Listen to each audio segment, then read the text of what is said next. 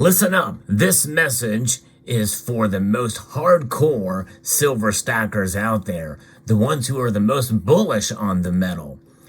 Tell me you have not, at least at some point, been frustrated with silver's performance over the last couple of years, and maybe even the last 10 years.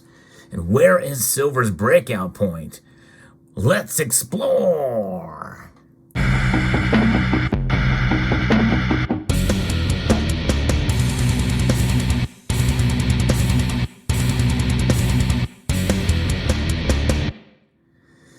You know, I'm bullish on silver, but also like to be realistic about the metal.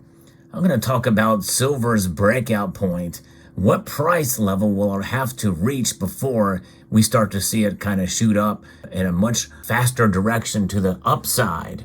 That time, I believe, will come, and I believe there's a number for that.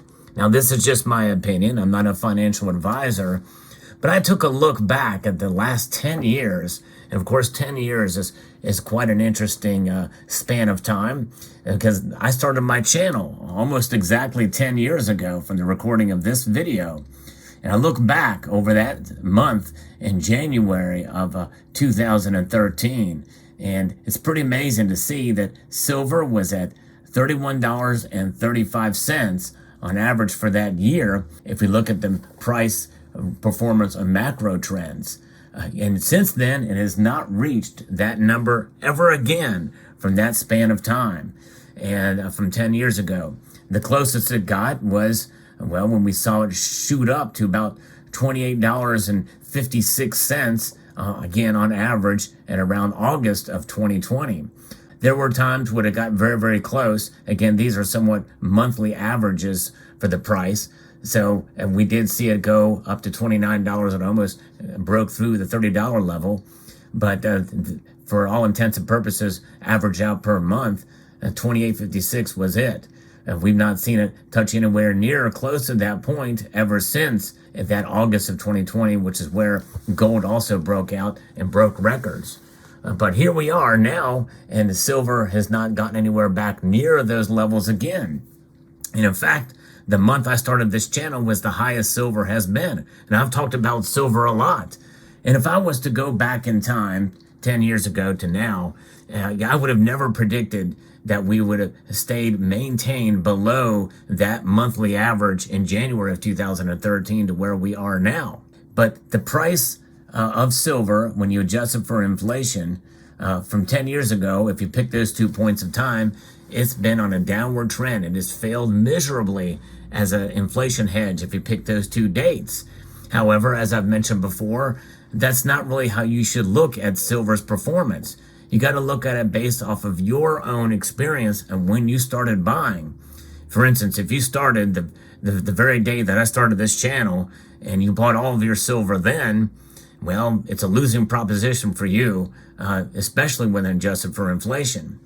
But if you started buying silver at around October of 2018, when the monthly average was around $16.77, or November, where it was a little bit less than that, and you bought all of your silver then, well, you're doing quite well, I would say. So it just depends on how and when you buy. Those are two extreme examples. However, silver's price and silver's value are two different things, and we have to understand that. And we have to understand that in the long term. 10 years is considered a long term, I would say.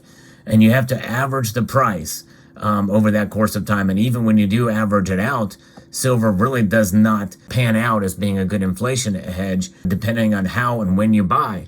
But you can make it perform as an inflation hedge if you buy utilizing, at the very least, dollar cost averaging, and at the very most, smart dollar cost averaging, buying a little bit more when the prices are lower and buying a little bit less when the prices are higher. So it depends on how and when you buy it. But this video is discussing what I refer to as, this breakout point. What price does silver have to get in order to see a bull market? In other words, a continued climb to the upside. I believe that price at $30.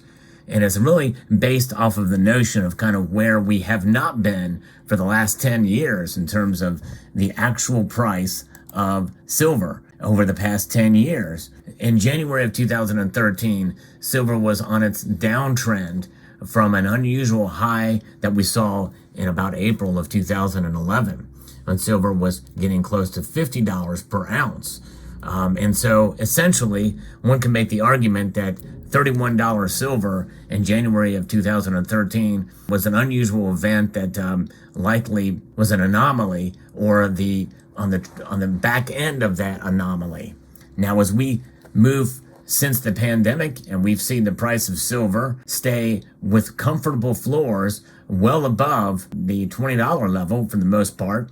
We did see a pretty big dip in August of last year, but nonetheless, that was a very short-lived, and I think that was an anomaly to another side, and that was kind of really at the beginning of a recessionary period.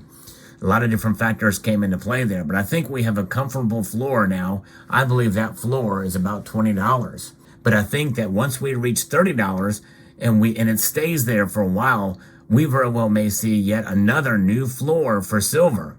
And I believe that possibly could happen either this year or next year, where we very well could see silver's breakout point be that $30 level. And that's my feeling based off of what we've seen with the price performance over the past 10 years. It's been an amazing ride for silver, a frustrating ride. And I think the most ardent silver stackers out there, the most bullish on this metal, would have to agree that it's been sort of frustrating to see these prices not really break out. But I think that breakout point is going to come in due course after it hits $30 an ounce. And that very well is in the grasp, I think, of the markets. We've almost seen it not terribly long ago, and it could come back to us again. Let me know what your thoughts are. Do you think we will see that $30 silver? And do you think that's going to be the breakout point? If not, what do you think the breakout point is? You know, one thing that we have seen go crazy and break out, and that is energy prices have gone up. In fact, we're likely to see oil and gas go up again. We know gas is already going up across the nation. That's happened in the past 2 years as well. It's obvious that we cannot abandon oil and gas anytime in the foreseeable future, in spite of what the political pressure may come from ESG initiatives in the corporate and political world. With that being said, we're seeing a dramatic comeback in nuclear energy solutions, all centered around the uranium industry. This is where I'm going to be talking about Uranium Royalty Corporation in this sponsored video. There's a massive amount of demand for nuclear fuel. In the U.S., the 20% of those who get their electricity from nuclear energy are getting most all of it from Kazakhstan and Russia. The industry saw massive underinvestment in new reactors and in new mines, and with the Eurozone and the U.S. both waking up at the same time to learn that China and Russia have essentially cornered the market, and the knowledge that technology of how to mine, extract, and treat and store the metal, and with its price already more than doubling from its unsustainable bottom, we now find ourselves in a situation where there's a clear runway of at least a full decade where deficits will be huge, and North America is in a literal nuclear race to bring production to the United States, where current production is virtually non-existent.